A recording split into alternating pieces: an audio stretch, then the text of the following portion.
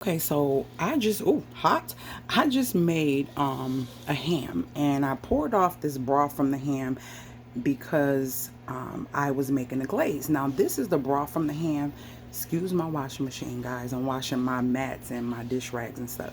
So this is the broth from the ham. Don't discard this, because if you like to make collards, which is going to be going in here, I got some smoked turkey and smoked turkey, onions, peppers, and fresh garlic in there, and some other spices. But if you like to make collards or anything that you want the flavor of ham or pork, take those and make those into cubes, and you can freeze them and they'll last for several months, okay?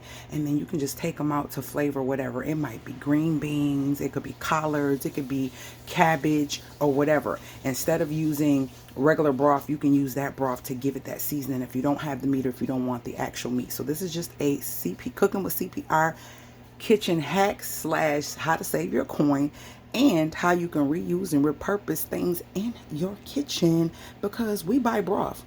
We buy chicken, beef, all types of broth, and I don't ever see this type of broth. And this is broth from ham. So that's a pork broth, pork stock, whatever you want to call it. I would say stock because a little bit more thicker. But yes, definitely reuse it. Don't get rid of it. Freeze it. Make cubes out of it and flavor other foods. All right? Later, Gators, talk to me in the comments because I talk back.